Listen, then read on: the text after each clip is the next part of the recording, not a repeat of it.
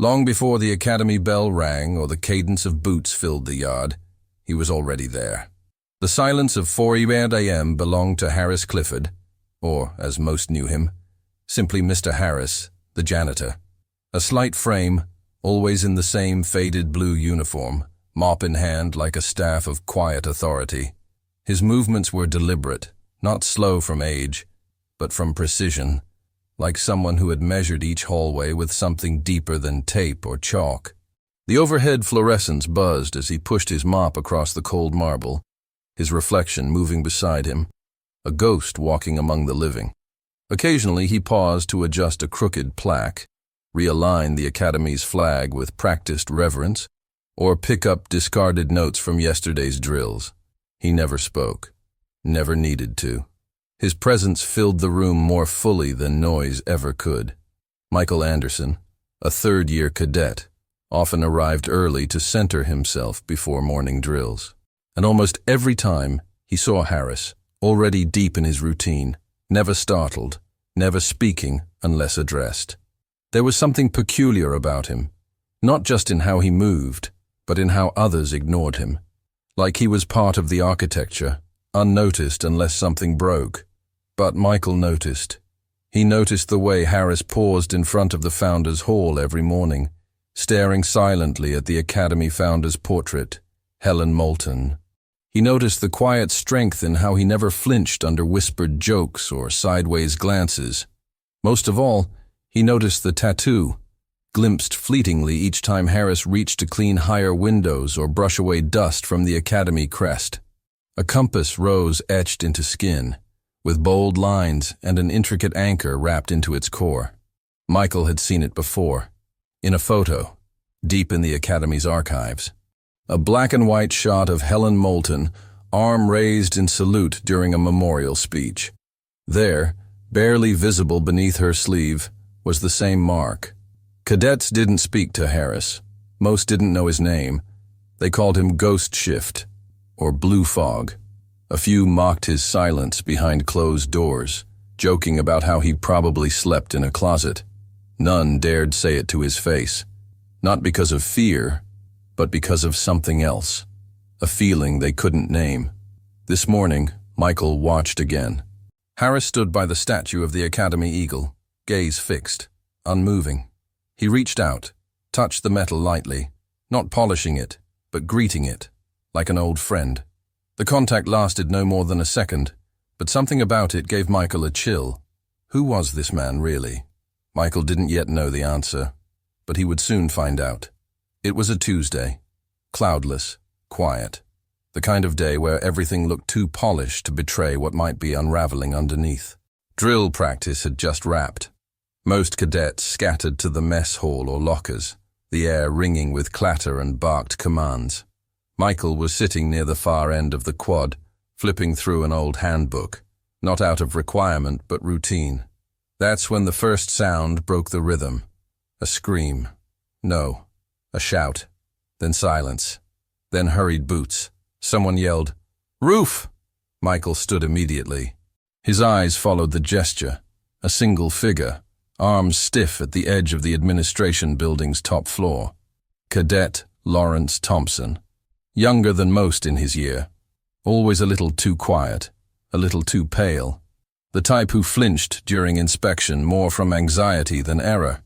Michael remembered how often Lawrence had to repeat drills, the exhaustion, the reprimands, the way others brushed past him in the halls as if his struggle were contagious. Now he was on the edge of a roof, of a decision. Staff began to converge, voices over radios. Orders barked, attempts to locate the stairwell access. But nothing moved fast enough, not nearly fast enough. And then, he was there. Mr. Harris. No one saw him climb. No one saw where he came from. But there he was, standing just behind Lawrence. Upright, still, like a whisper had formed into flesh. His blue shirt caught the wind slightly, and for the first time, everyone on the ground noticed him. A collective hush spread across the quad. Lawrence hadn't seen him yet. He was trembling. His knees buckled slightly, eyes red but dry. Whatever storm had brought him here, It was no longer raging. It was quiet. The kind of quiet that makes a person step forward without drama, just release. Then Harris spoke. It wasn't a yell, not a plea, just a clear voice, level and unwavering. "Cadet Thompson," he said. "What is the third line of the Academy motto?" Lawrence blinked, turned slowly, confused, as though someone had turned a light on inside the darkness. What? "Repeat it, son," Harris said. "You recited it your first day. I know you remember." Lawrence's lips quivered. A pause. Then, almost automatically, "To stand with your own, even when the world steps back." Harris nodded once. "Then stand with me now." The stillness broke. Below, no one breathed. Michael felt his throat tighten, not from fear, but from the precision of it, the way Harris held himself. Like a man who had given commands before. Not many, but the kind that mattered. Lawrence looked at him. No one else. Not the gathering crowd, not the medics arriving, not the officers frozen in place, their voices stilled by the impossibility of the moment. Just Harris. And in that stillness the janitor took a step forward, not rushed, not slow, and asked a question, the kind of question that hangs in the air like smoke after a shot. "Have I ever told you about someone who almost didn't come back?" His voice didn't rise. It sank into the bones of those watching, sank into Lawrence's hands, clenched and pale, sank into the stone of the quad where the Academy motto was carved in brass. And then Harris began to speak. The wind softened around them, as though the building itself was listening. Harris stood a few feet from Lawrence, not reaching, not forcing, simply offering. And with the same calm cadence that had once guided steel across tile floors, he spoke. There was a mission, years ago, quiet, off the books, the kind they don't write in textbooks. We were a team of 6, dropped behind a line that didn't officially exist. His eyes remained on Lawrence, but his words drifted down like feathers from the rooftop, catching on ears, hearts, breath. The recon failed. Enemy was closer than we thought. We went dark. Days passed. Then came the moment. Harris paused, voice thinning. When one of us broke. Michael stood rooted in place below, jaw tight, heart thudding. He knew what this was. A story not meant for surface air. She thought we wouldn't make it out. Thought death was coming anyway, so she'd meet it halfway. She climbed a rise. Just like this. Lawrence's gaze fluttered, his stance wavering. "And I was the quiet one," Harris continued. "Always behind, always listening. Not strong, not fast, just there. So no one noticed when I followed." He stepped one more pace forward, slow, soft, his boots barely a whisper on the concrete. She was ready to jump, ready to end it before the enemy could. But I asked her a question. Same one I asked you. Lawrence swallowed. His lips barely moved. "What happened?" She answered me. "To stand with your own, even when the world steps back." Same words you just said. And in that moment she remembered who she was. We both did. A gust of air circled them, lifting Harris's sleeve slightly. The tattoo, that broken north compass with an anchor, gleamed briefly in the morning light. "That woman," Harris said, "was Helen Moulton." A gasp rippled across the courtyard below. Several cadets turned, stunned. A few whispered to themselves. Others simply stared upward, eyes wide. "She built this place not for the flawless," Harris said, his voice low now, almost reverent, "but for the ones who choose to stay, to rise again even when they fall." He held out his hand again. "You're not weak, Lawrence. You're just still deciding who you are. Let this be the moment you remember your strength." The wind paused. The roof was still, and Lawrence leaned forward, but not toward the ledge. It began in shadows. A mission so deeply buried that not even its name remained in the records. 6 operatives, rain-soaked hills, and an enemy that knew the terrain better than they did. The skies were gray for 5 straight days, but it was the silence on the radio that chilled more than the cold. They were stranded in disputed territory, The extraction point compromised, food low, morale lower. And then the landmine went off. That was day 4. They lost their team leader, and with her, the chain of command. Harris, then barely 26, had said only 20 words since deployment. He was the quiet one, reliable, observant, never gave a reason to be doubted, but never called on when it mattered most. Until that day. That night, they buried what was left and huddled in a cave slick with mist. Harris remembered the sounds, not of the wind or the rain, but of one of them crying. Helen. She was second in command then. Brilliant, driven, but shaken. It wasn't the first time death had knocked, but it was the first time it knocked, and no one had a plan. He had heard her climbing at dawn. No gear, no rifle, just a single sidearm, the kind you only carry if you plan on not being found alive. She stood on a ridgeline, boots near the edge, eyes lost in the smoke curling over the valley. Below, the forest whispered with danger. She raised the pistol to her own chest. And that's when Harris spoke. He didn't remember the words exactly, but it was something like, "They'll remember us, or they'll forget. But they won't know we were here if we vanish ourselves." She hadn't moved. So he added, "You don't have to carry all of us. Just stand beside me. That's enough." It wasn't a speech. It wasn't even bravery. It was instinct. His voice cracked on every syllable, but it cut through the fog anyway. She turned, slowly, her hand lowered. And in that pause, that fraction of a second, Harris saw something change in her eyes. Like something lost was clawing its way back. That day, Harris led them through a narrow defile, terrain marked on no map, terrain he'd studied by night when others slept. They dodged a patrol, crossed through half-frozen marsh, and reached a hidden extraction zone on the edge of a ghost town. They waited, soaked and trembling, until a low thrum in the distance confirmed pickup. Helen never forgot. 3 months later, in a quiet bar where no one knew their names, she slid a napkin across the table to him.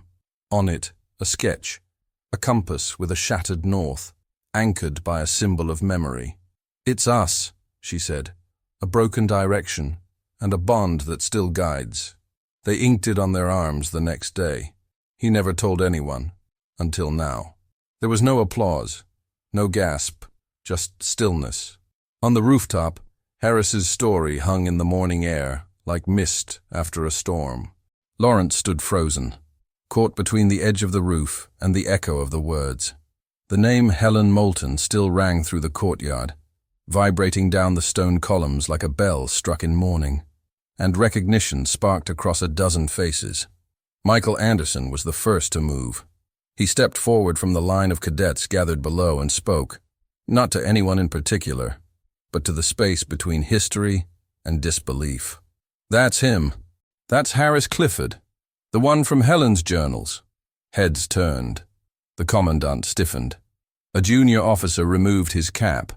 Even the medics, unsure whether to move forward or stay, hesitated, because now they weren't watching a janitor on the roof. They were watching a ghost come to life. Lawrence blinked. For a moment, his lips moved like he wanted to speak, but no words came.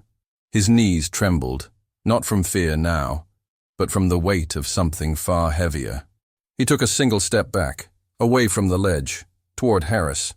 Harris didn't move, but his hand remained outstretched, steady, unshaken. "Let's go down together," he said. Lawrence looked at him, at the man he'd passed in the halls 100 times, the one he never spoke to, the one no one saw, and he reached out, slowly, carefully, and placed his hand in Harris's. From below, silence cracked, not with noise, but with understanding. The two of them descended, one careful step at a time, while the campus held its collective breath. Harris never looked for applause. Lawrence never looked for permission. They walked down the stairwell as if returning from some distant battlefield, quiet, changed, alive. As they emerged into the courtyard, cadets instinctively parted, not like soldiers before a commander, but like humans before a truth they hadn't seen until now. No one saluted. They just watched. And in the stillness, Harris looked at Lawrence and said simply, "You don't have to win every day. Just choose not to fall alone." Lawrence nodded. His shoulders slackened. His chest rose, for the first time in what felt like weeks, with something that resembled breath. And somewhere behind the crowd, Michael Anderson whispered, "He was never just a janitor." The sun had fully risen now, casting long shadows across the quad, and among them, Harris walked without ceremony. He offered no speech, no further glance to the rooftop, only a brief, respectful nod to the statue of Helen Moulton as he passed. He did it every morning. But now, everyone noticed. Cadets whispered, officers murmured. Michael Anderson stood at the edge, stunned by the full picture he had never quite assembled until this moment. It all made sense now. The pre-dawn arrivals, the Latin phrases from Harris's mouth no cadet had ever bothered to remember, the unwavering attention to the flag's position, the ritualistic pass by the Founders Hall before cleaning began.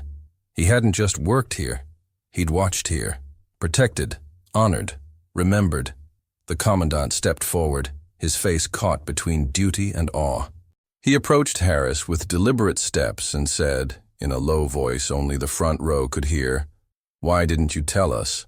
Harris looked at him, not with defiance, not with pride, just with the same calm he always carried. "Because this place wasn't built to remember me. It was built to raise them." He gestured toward the cadets. Lawrence still stood nearby, hands trembling, eyes moist but clear. Michael watched him, saw a new foundation taking shape where despair had once hollowed him. Julie, a mess hall attendant who had always offered Harris an extra biscuit in the mornings, stepped forward with a cup of coffee. No words, just a soft smile. He nodded, accepted it. Quiet thanks for quiet service. And then something happened. A cadet, the same one who had once joked about Harris's silence, stepped forward, straightened his spine, brought his hand to his forehead, a full salute. Others followed, one by one, line by line, not because they were told to, but because they had to, because something sacred had been unveiled in front of them, not in the form of medals or ribbons, but in endurance, in presence, in the courage to stand still when no one else is watching. Harris didn't salute back. He simply nodded once, then turned to Lawrence. "You have today," he said softly. "Make it count." Then, as if nothing had changed, Harris moved toward the maintenance wing. Same route, same gate. But now, not a single cadet looked away. Days passed. The academy didn't erupt with ceremonies or announcements. But something in the air shifted, a stillness that came with respect finally earned, and long overdue. The third-year cadets began organizing what they called Clifford's Watch, though to most, he was still simply Mr. Harris. Every morning, one volunteer joined him at 4 a.m. No words exchanged, just shared silence. Cleaning, polishing, honoring the place that had shaped them. The halls no longer echoed emptily in those early hours. They hummed quietly with purpose. Lawrence returned to classes, slower than before, but stronger. A counselor was assigned. His parents were informed, not with shame, but with transparency. And it was Michael Anderson who walked beside him most days, making sure silence never became isolation again.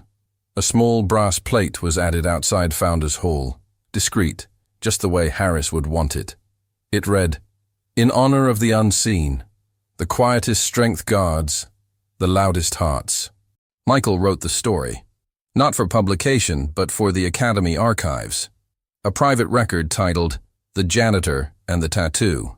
It was filed next to Helen Moulton's journals, two halves of a mission that had never truly ended. Harris never commented on it, never asked who approved the plaque. He simply kept coming, every morning, still folding the flag, still passing the memorial, still adjusting crooked signs with precision. But once, just once, he paused in the courtyard where Lawrence had stood, looked up at the rooftop, and placed his hand on the compass tattoo. Still faded, but proud. He whispered something. Michael, who happened to be nearby, didn't catch all of it. Just 3 words, "Still with you." And then he moved on. Because legacy isn't about who remembers your name. It's about who learns to carry it forward, quietly, fully, with honor. Some uniforms are stitched with ceremony. Others are soaked in silence and worn in the moments when nobody is watching. We salute the quiet ones, the ones who protect not for praise, but because they promised. Today, we remember. Always forward. If stories like this resonate with your heart, like and subscribe for more untold moments of honor and kindness. Let us know where you're watching from, and comment below to honor someone in your life who served or stood strong in silence. The best way to honor their memory is to keep listening. Click on the suggested video now, and we'll walk together through another untold chapter of courage and sacrifice.